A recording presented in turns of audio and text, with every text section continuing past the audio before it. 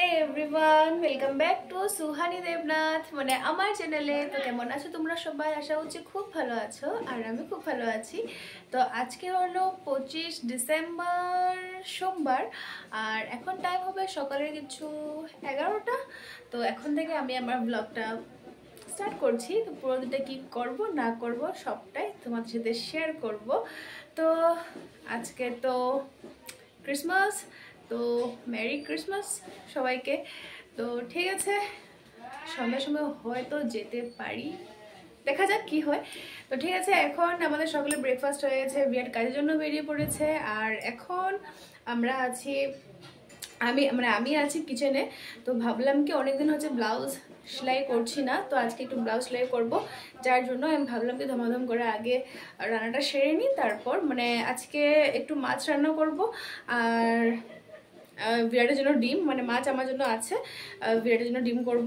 বিরাট মাছ খাবে না বলছিল, তো ডিমটা সেদ্ধ করতে বসিয়ে দিয়েছি, আর আলুটা ফ্রাই করতে বসিয়ে দিয়েছি। এখন পেঁয়াজ কুচি করব, রান্নাটা করব, তারপর বসবো ওখানে। আর ওই রান্নাঘরে মা কি রান্না করে ওটা আমি জানি না, মা এখন ঘরেই আছে, তো দেখা যাক।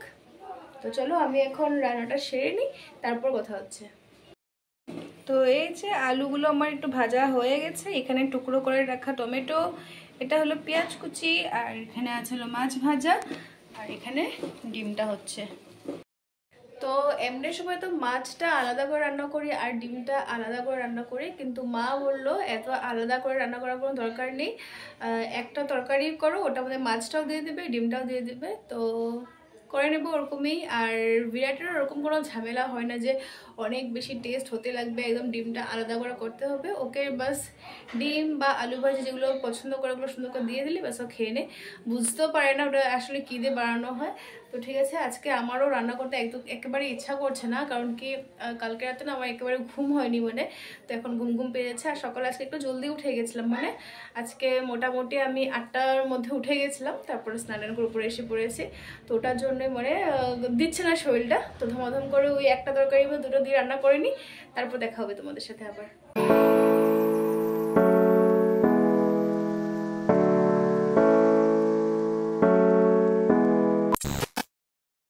তো এখন টাইম হলো সন্ধ্যা 6:30, আর আমি রেডি হয়েছি, একটু যাব হলো চার্চে। যেহেতু আজকে ক্রিসমাস, তো ঘরে বোর হয়ে কি লাভ। তো বিরাটও কাজের থেকে আসলো, আমাকে বলছিল যাবে নাকি, মানে আমি সকাল থেকে ওকে 2-3বার বলেছিলাম যে আমাকে একটু ক্রিসমাসে একটু মানে চার্চে নিয়ে যাবে, ঘুরে আসবো।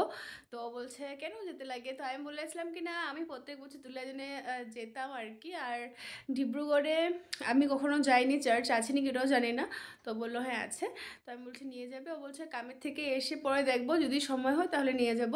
তো কাজ থেকে তো এসে পড়েছে, তারপর আমরা রেডি হলাম, তখন 6:30। তো চলো এবার বের হই।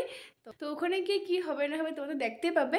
তো চলো আগে বের হই, বিরাট রুম থেকে বের হয়েছে, তো আমি ভাবলাম কি ওর সাথে পৌঁছানোর আগে আগে আমি একটু বাইরে থেকে স্টার্ট করি ব্লগটা। তো চলো এবার বেরোই। বাইকটাকে অনেকটাই দূরে পার্কিংয়ে রেখে এবার আমরা হেঁটে হেঁটে চার্চে ঢুকলাম। বাইকটাকে অনেকটা দূর পার্কিংয়ে রাখলাম এটার জন্য, কারণ কি সম্পূর্ণ রাস্তাতে যে এতটা ভিড়, রাস্তা থেকে শুরু করে চার্চ অবধি যে এতটাই ভিড় হবে এটা আমি সত্যি একেবারে ধারণা করতে পারিনি। তোমরা একটু পর দেখতে পাবে যখন আমি ব্যাক ক্যামেরা করে তোমাদের দেখাবো, মানে যেদিকেই যাচ্ছি সেদিকেই ভিড়। আমি সত্যি কথা বলতে প্রত্যেক বছর দুলিয়াজানে আমার বাবার বাড়িতে যখন আমি ক্রিসমাসটা দেখতে বের হতাম তখন আমি ভিড় পেতাম, কিন্তু এতটাও ভিড় আমি দেখিনি। তো যার জন্য আমি ভেবেছিলাম কি ডিব্রুগড়ে হয়তো ওরকমটাই হবে। তো আমি যেভাবে ভেবেছিলাম একদম অপোজিটটা হয়েছে, ভিড় তো আছে আছে মানে এতটাই ভিড় হবে এটা আমি সত্যি ধারণা করতে পারিনি। আর সত্যি কথা আমি একটু সময়ের জন্য ভুলে গেছিলাম যে আমি চার্চে এসেছি। আমার কেন জানি এরকম মনে হচ্ছিলো যে আমি হয়তো দুর্গাপুজো ঘুরতে বের হয়েছি, কারণ কি আমি যখন দুলাইনে চার্চে যেতাম মানে এতটা ভিড় থাকতো না, আর এতটা ভিড় আমি সত্যি সত্যি দুর্গাপূজা কালী পুজো এগুলো দেখতে পেতাম। কিন্তু আমার সত্যি সত্যি খুব ভালো লাগছে যে সবাই চার্চে এসছে, আমারও ভালো লাগছে। আর চার্চটাও অনেক অনেকটা বড় এরিয়া নিয়ে অনেকটাই সুন্দর। তো চার্চের ভিতরেও ঢুকেছি আমরা। এখন তো শুধু আমরা বাইরে আছি, আর বাইরের জায়গাগুলো যে ডেকোরেশন এত সুন্দর করেছে, সত্যি কথা বলতে না আমি এই ডেকোরেশন দেখার জন্যই চার্চে যাই, যে এত সুন্দর করে সাজায়। আর দুলায় জানা অত একটা কষ্ট হয় না ফটোস ক্লিক করতে বা ভিডিওস নিতে, কিন্তু ডিব্রুগড়ে যে আমার সত্যি নাজেহাল অবস্থা একটা হয়ে গেছিলো।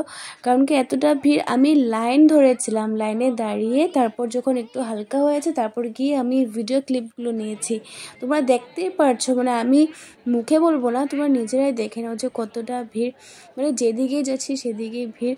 এখানে সবাই ক্যান্ডেল জ্বালাচ্ছে, কেউ ফটোস ক্লিক করছে, কেউ ভিডিও ক্লিপ নিচ্ছে, মানে সব দিকেই ভিড়, আর সব দিকেই কেউ না কেউ কিছু না কিছু করছে। আর আমার এগুলো দেখতেই খুব বেশি ভালো লাগে।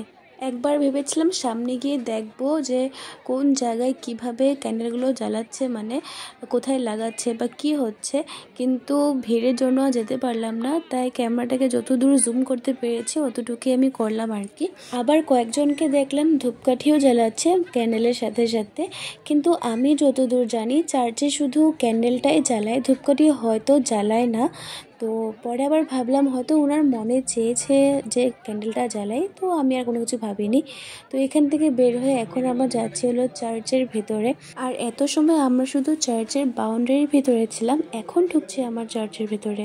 এটা হলো চার্চের ভেতরটা, আর অনেকটাই সুন্দর করে সাজিয়েছে। তো আমি ভেবেছিলাম একটু সময় ক্যামেরাটা করব, একটু দেখব। দূর থেকেই যা করেছি, সামনে গিয়ে অতভাবেও করতে পারিনি, কারণ কি এখানে দাঁড়াতে দিচ্ছে না, কারণ কি ভিড় হয়ে যাচ্ছে, আর ভিড়ের মধ্যে একটু অসুবিধা হয়ে যায়। তো একজনকে দেখলাম মাইকে অ্যানাউন্স করছে কি এখানে দাঁড়াবে না, এখানে দাঁড়াবে না, ভিড় করবে না, তোমরা হয়তো একটু দূর থেকে ফটোস ক্লিক করো, এটা ওটা।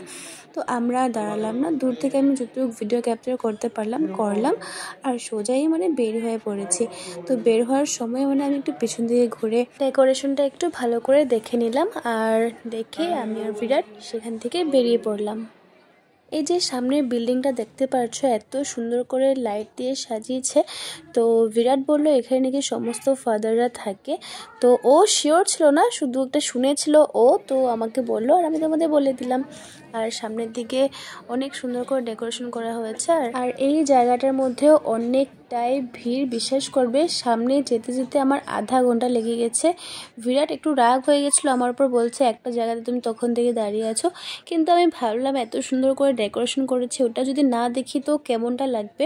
কিন্তু সত্যি কথা, এত সামনে দাঁড়িয়েও আমি নিজের চোখ দিয়ে কিছুই দেখিনি, যা করেছি ক্যামেরা দ্বারাই আমি ভিডিও করেছি, আর ক্যামেরাতে আমি দেখেছি আর কি ভিডিওটা।